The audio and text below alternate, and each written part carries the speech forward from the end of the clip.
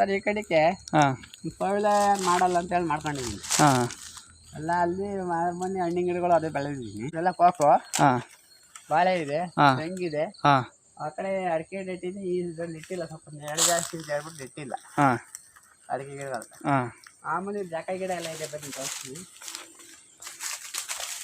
ಬಾಳೆ ಇಟ್ಟು ಎಲ್ಲ 7 ವರ್ಷ ಇದೆ. ಹಾಂ 8 ವರ್ಷ ನಾನು ಯಾವಾಗ ಮಾಡಿದೆ, ಹಾಂ ನಾನು ಸಾವಯವ ಕೃಷಿಗೆ ಯಾವಾಗ ಬಂದೆ ಫಸ್ಟ್ ಇಟ್ಟಿದ್ದೆ ಬಾಳೆ. ಹಾಂ 8 ವರ್ಷದಿಂದವ ಈಗ ಬೆಳೆ ನೋಡಿ.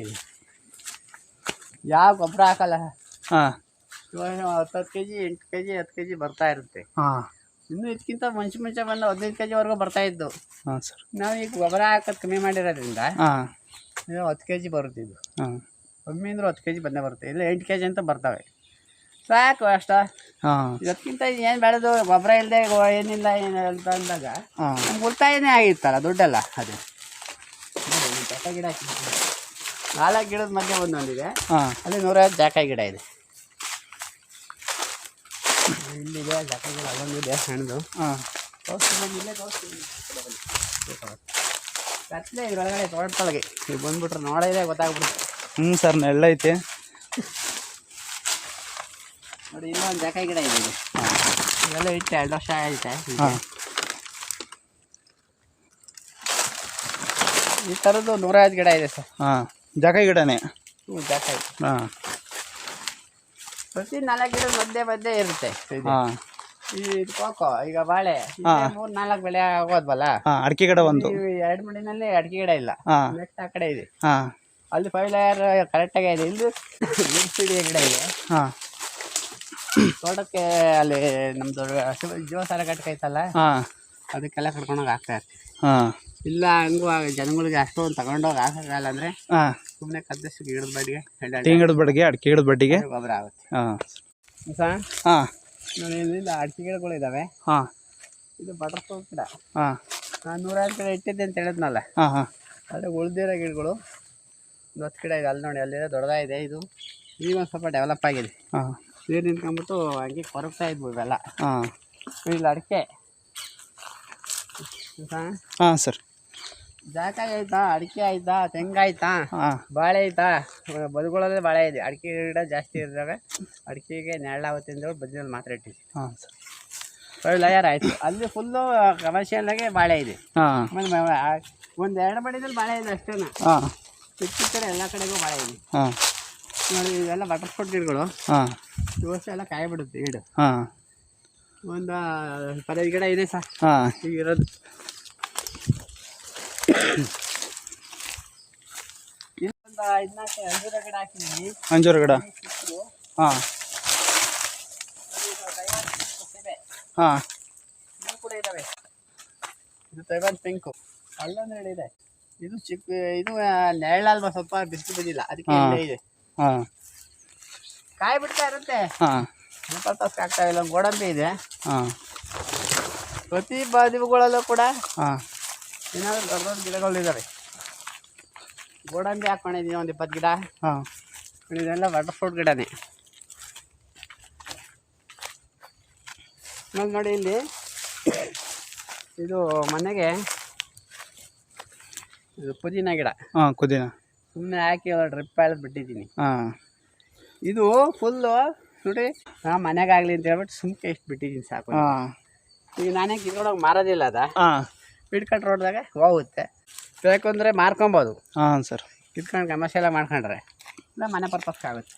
ಅದ್ರದ್ದು ಗಿಡಗಳು ಇದ್ದಾವೆ. ಇಲ್ಲೂ ಬಾಳೆ ಇದೆ, ತೆಂಗಿದೆ, ಅಡಿಕೆ. ನೋಡಿ, ಅಡಿಕೆ ಅಂದರೆ ಹಾಂ ತೆಂಗಿ ಗಿಡದಿಂದ 12 ಅಡಿ ಇದೆ. 12 ಅಡಿ ಐತಿ. ಹಾಂ ಇಲ್ಲ 12 ಅಡಿ ಬಿಟ್ಬಿಟ್ಟು ಆ ಕಡೆ ಈ ಕಡೆ 2 ಸಾಲದ ಅಡಿಕೆ ಗಿಡ ಮಾಡಿದ್ದೀನಿ. ಹಾಂ 2 ಸಾಲು ಮಾಮೂಲಿ 99 ಅಡಿಗಿದೆ. ಹಾಂ ಎಲ್ಲೂ ಕೂಡ ಬಾಳೆಗಳು ಸ್ವರ್ಗಿ ಏನು ಇದಾಗಿದ್ದಾವೆ ಅಂತ ಏನಿಲ್ಲ. ಹಾಂ ಜೀವಸಾರ ಘಟಕದ್ದು ಒಂದು ನಾನು ಇತ್ತೀಚೆಗೆ ಮಾಡ್ಕೊಂಡಿರೋದು. ಅದು ಹಾಂ ಅದ್ರ ಡೆವಲಪ್ಮೆಂಟ್ ಇನ್ಮೇಲೆ ಗೊತ್ತಾಗ್ತಾ ಹೋಗುತ್ತೆ ನನಗೂ. ಹಾಂ ಮುಂಚೆ ಗೊಬ್ಬರ ಹಾಕ್ತಾಯಿದ್ದೆ, ಕುರಿ ಗೊಬ್ಬರ ಅದು ಇದೆಲ್ಲವ. ಕುರಿ ಗೊಬ್ಬರ ವರ್ಷಕ್ಕೊಂದ್ಸರಿ ತಂದು ಹಾಕಿವೆ. ಆದರೆ ಇವಕ್ಕೆಲ್ಲ ಬಾಳೆಗಳಿಗೆ ಯಾವಾಗಲ ಒಂದೊಂದ್ಸರಿ ಹಾಕಿವೆ. ಹಾಂ ತೆಂಗಿನ ಗಿಡಕ್ಕೆ ಅಡಿಕೆ ಗಿಡಕ್ಕೆ ಮಾತ್ರ ಹಾಕ್ತಾರೆ. ಸುಳ್ಳು ಹೇಳಿ ಏನು ಮಾಡಕ್ಕೆ ಹೋಗಬಾರ್ದು. ಹ್ಞೂ ಸರ್. ರೈತರುಗಳಿಗೆ ಯಾವತ್ತೂ ಮೋಸ ಮಾಡಿ ಹಾಂ ಏನು ಮಾಡಕ್ಕೆ ಹೋಗಬಾರ್ದು. ಅವರು ಮುಂದೆ ರೈತರುಗಳು ಬರೋದನ್ನೇ ತಪ್ಪಿಸ್ಕೊಂಡ್ಬಿಡ್ತಾರೆ. ಮುಂದೆ ನಾವು ರೈತರುಗಳೇ ಆಗಬಾರ್ದಪ್ಪ, ಇವರೆಲ್ಲ ಸುಳ್ಳು ಹೇಳ್ತಾರೆ, ನೋಡಿ ಬಾಳೆಗೊಳಿಗಳು ನೋಡಿ ನೀವು ತೋಟಕ್ಕೆ ಬಂದು ಡೈರೆಕ್ಟಾಗಿ ಮಾಡಿಬಿಟ್ರೆ ಹ್ಞೂ ಸರ್. ಕಣ್ಣಲ್ಲಿ ಅವ್ರಿಗೆ ಗೊತ್ತಾಗ್ಬಿಡುತ್ತೆ ಸರ್. ಗಿಡ ಹಾಂ, ಅಂಜೂರ ಗಿಡ ಅಲ್ಲ ಮರ. ಮರ ಇದು. ಗಿಡದ ಅಂಜೂರ ಬೇರೆ, ಮರದ ಅಂಜೂರನೇ ಬೇರೆ. ಮರ ಕನ್ನೆಲ್ಲ ಗಿಡ ಇದೆ. ಹಾಂ, ನಮಗೆ ಈಗ ಇದೆಲ್ಲ ಜಮೀನಲ್ಲಿ ನಮಗೆ ನೀವೇ ನೋಡಿದ್ರಲ್ಲ 5 ಲೇಯರ್ ಮಾಡಲ್ಸ್ ಇದೆ. ಎಲ್ಲ ಥರದ್ದು ಗಿಡಗಳೆಲ್ಲ ಮಾಡಿದ್ದೀನಿ. ಜೀವಸಾರ ಘಟಕ ಮಾಡ್ಕೊಂಡಿದ್ದೀನಿ. ಜೀವಸಾರ ಘಟಕ, ಅಡಿಕೆ ಇದೆ, ತೆಂಗು. ನಿಮಗೆ ಕಣ್ಣೆದುರಿಗೆ ಕಾಣಿಸುತ್ತೆ ಅಲ್ಲ, 10 ಎಕರೆ ತೋಟ ಇದೆ. ಹಾಂ ಹಾಂ, ತೆಂಗು ಅಲ್ಲೂ ಕೂಡ ಇದೇ ಥರ 5 ಲೇಯರ್ ಮಾಡಲ್. 5 ಲೇಯರ್. ಬಾಳೆ ಇದೆ, ಹಾಂ, ಅಡಿಕೆ ಇದೆ, ನುಗ್ಗೆ ಗಿಡ, ಆಮೇಲೆ ಜಾಕಾಯಿ ಗಿಡ ಇದೆ, ಹಾಂ, ಬಟರ್ ಫ್ರೂಟ್ ಗಿಡ ಇದೆ, ಹಾಂ, ಕಾಫಿ ಗಿಡ. ಇದಕ್ಕೆ ಕಾಫಿ ಹಾಂ, ಮತ್ತೆ ಮೆಣಸು ಗಿಡ ಹಾಕ್ತೀನಿ ನೆಕ್ಸ್ಟ್ ನೆಕ್ಸ್ಟ್ ಮುಂಗಾರಿಗೆ. ಹಾಂ, ಅದೇ ಆಲ್ಮೋಸ್ಟ್ ಎಲ್ಲ ಗಿಡನೂ ಇದ್ರೊಳಗೆ ಬಂದಂಗೆ ಆಗೈತೆ. ಹಾಂ, ನಾವು ಮಾಡೋಂಥದ್ದು ಏನೂ ಇರೋದಿಲ್ಲ, ಹಾಂ, ಕೂತ್ಕೊಂಡು ತಿನ್ಬೇಕಷ್ಟೆ. ಹಾಂ ಸರ್. ನೋಡಿ ಸರ್, ಈ ಥರ ಮಾಡ್ಕೊಂಡ್ರೆ ಹಾಂ, ನಾವು ಒಂದು 5 ಎಕರೆ ಜಮೀನಲ್ಲಿ ಹಾಂ, ಬೇಡ ಏನೇ ಕಷ್ಟಪಡಲಿಲ್ಲ ಅಂತಂದ್ರು ನಮಗೆ ಒಂದು 10 ರಿಂದ 15 ಲಕ್ಷ ಆದಾಯ ಬರುತ್ತೆ. ಕಷ್ಟಪಡೋದೇ ಬೇಕಾಗಿಲ್ಲ. ಹಾಂ, ಸುಮ್ಗೆ ಬಂದಿದ್ದು ಕಿತ್ಕೊಂಡು ತಿಂದ್ರು ಕೂಡ ಹಾಂ, 15 ಲಕ್ಷ ಆದಾಯ ಬರುತ್ತೆ. ನೀವೇ ಲೆಕ್ಕ ಹಾಕಿ, ಒಂದು ವರ್ಷ ಗಿಡ ಅಡಿಕೆ ಗಿಡ ಇದೆ ಈಗ. ಹಾಂ, ಆದರೆ ಕಾಯಿ ಬಿಡ್ತಾ ಇರೋದು 550 ಗಿಡ ಇದೆ ಅಷ್ಟೇ. ಹಾಂ, ಈಗ ಇಟ್ಟರೆ ಸಣ್ಣದು ಅದು ಎಲ್ಲ ಸೇರಿ 1 ವರ್ಷ ಗಿಡ ಅಡಿಕೆ ಗಿಡ ಇದೆ. 500 ಕೋಕ ಇದೆ, 150 ಗಿಡ ಜಾಕಾಯಿ ಇದೆ. ಬಾಳೆನೇ ಒಂದು 300 ಬಡ್ಡೆ 400 ಬಡ್ಡೆ ಇದೆ. ಸರಿ, ಬಾಳೆನಲ್ಲಿ ನಮಗೆ ಏನಿಲ್ಲ ಅಂದರೂ 15 ದಿವ್ಸಕ್ಕೊಂದ್ಸಲ ಲೆಕ್ಕ ಹಾಕೊಳ್ಳಿ. ವಾರ ಕಳೆದ್ರು ಸಿಗ್ತಾ ಇರ್ತಾವೆ. ನಾನು 15 ದಿವ್ಸಕ್ಕೊಂದ್ಸಲ ಕಳಿತೀನಿ. ಇಲ್ಲ ಜಾಸ್ತಿ ಇದ್ರೆ ವಾರ ಕಳಿತೀನಿ. ಹಾಂ, ಈಗ 30 ರೂಪಾಯಿ ರೇಟ್ ಇದೆ, 70 ರೂಪಾಯಿ 80 ರೂಪಾಯಿ ರೇಟ್. ಒಂದು ತಿಂಗಳು 1.5 ತಿಂಗಳು ಹಿಂದೆಗಡೆಗೆ 80 ರೂಪಾಯಿ ರೇಟ್ ಇತ್ತು. ಬಾಳೆನಲ್ಲೇ ನಮಗೆ ಲಕ್ಷಾಂತರ ರೂಪಾಯಿ ದುಡ್ಡು ಬಂತು. ಹಾಂ, ಅವೆಲ್ಲ ಈ ಥರ ಮಾಡ್ಕೊಂಡಾಗ ನಮಗೇನಾಗುತ್ತೆ, ಹಾಂ, ನೈಸರ್ಗಿಕ ಕೃಷಿನಲ್ಲಿ ಲಾಭನೇ ಹೆಚ್ಚು. ಲಾಭನೇ ಯಾವತ್ತು ಲಾಸ್ ಅನ್ನೋ ಪ್ರಶ್ನೆ ಬರಲ್ಲ. ಮಿಶ್ರ ಬೆಳೆಗಳನ್ನು ಬೆಳಿಬೇಕು ಎಲ್ಲರೂ. ಇದ್ರ ಜೊತೆಗೆ ನಾವು ಇನ್ನೂ ಕೂಡ ಇವು ತೊಗರಿ ಹಾಕ್ಕೊಬೋದು. ಹಾಂ, ತೊಗರಿ ಬೆಳಿಬೇಕಾದ ಎಲ್ಲ ಗಿಡಗಳನ್ನು ಕೂಡ ಹಾಕ್ಕೊಬೋದು ನಾವು. ತೊಗರಿ, ಅವರೆ, ಇವು ಅವರೆ ಗಿಡ, ಹಾಂ, ಆ ಥರದ್ದೆಲ್ಲ ಬೆಳ್ಕೊಬೋದು. ಹಾಂ, ಅವು ಆಗ್ತಾ ಇಲ್ಲ, ಹಾಂ, ಇನ್ನು ಮಾಡಿಲ್ಲ. ಹಾಂ, ಮಾಡಿದ್ರೆ ಮಾಡ್ಬೋದು. ಅದು ಕೂಡ ಟ್ಯಾಕ್ಟ್ರಿ ಐತಿ. ಹಾಂ, ಎಲ್ಲ ಐತೆ. ನಾ ತೋಟಕ್ಕೆ ಇದು ಇಲ್ಗಲ್ಲಿ 8 ವರ್ಷ 8 ವರ್ಷ ಆಯಿತು. ಸುಮ್ಮನೆ ಟ್ಯಾಕ್ಟ್ರಿ ತಗೊಂಡು ನಿಲ್ಲಿಸ್ಕೊಂಡಿರೋದು ಅಷ್ಟೇ. ಹಾಂ, ಉಳುಮೆ ಯಾಕೆ ಮಾಡಬೇಕು? ಹಾಂ, ವೀಡ್ ಕಟ್ರೆ ಅಷ್ಟೇ ಹೊಡಿತೀನಿ. ವೀಲ್ ಕಟ್ ಹೊಡಿತೀರಿ? ಇನ್ನೇನು ಮಾಡೋದಿಲ್ಲ. ಹಾಂ, ಒಂದು 15 ಲಕ್ಷ ಆದಾಯ ಬಂತು ಅಂದ್ರು ಹಾಂ, ಜೀವನ ಮಾಡ್ಬೋದು ಆರಾಮಾಗಿ. ಸುಮ್ಮನೆ ಮೈ ಮೇಲೆ ಎಳ್ಕೊಂಡು ಏನು ಮಾಡೋಕೆ ಹೋಗಬಾರ್ದು. ರೈತರುಗಳು, ಯುವಕರುಗಳು ಆದಷ್ಟು ಕೃಷಿ ಕಡೆ ಬರಬೇಕು. ಅಲ್ಲೆಲ್ಲ ಹೋಗಿ ಫ್ಯಾಕ್ಟ್ರಿಗಳಲ್ಲಿ 5,000 10,000ಕ್ಕೆಲ್ಲ ದುಡಿತಾರೆ ಸರ್. ಅದು ಬೇಡ. ಒಳ್ಳೆ ಮಾತಾಡಿರಿ ಸರ್. 1 ಎಕರೆ ಜಮೀನಿರಲಿ, 2 ಎಕರೆ ಜಮೀನಿರಲಿ, ಹಾಂ, ನಾವು ಮನೇಲಿ ಮಾಡ್ಕೊಂಡ್ರೆ ನೆಮ್ಮದಿ. ಹಾಂ, ಅದ್ರಾಗೆ 40 ಗಿಡಗಳು ಬೆಳೆಗಳು ಬೆಳ್ಕೊಬೋದು. ಹಾಂ, ಯುವಕರುಗಳು ಮುಂದೆ ಬರ್ತಾ ಇಲ್ಲ. ಹಾಂ, ಅಲ್ಲೆಲ್ಲ ಹೋಗಿ ಫ್ಯಾಕ್ಟ್ರಿನಲ್ಲಿ ದುಡಿತಾರೆ. ಅವ್ರ ಕೈ ಕೆಳಗಡೆ ಮಾಡೋಂಥ ಕಷ್ಟ ನಮ್ಗೆ ಯಾಕೆ ಬೇಕು? ಬೇಡ. ಹಾಂ, ಅದರಿಂದ ನಾನು ಹೇಳೋದೇನು ಅಂದರೆ, ಯುವಕರುಗಳು ಆದಷ್ಟು ಕೃಷಿ ಕಡೆ ಬನ್ನಿ.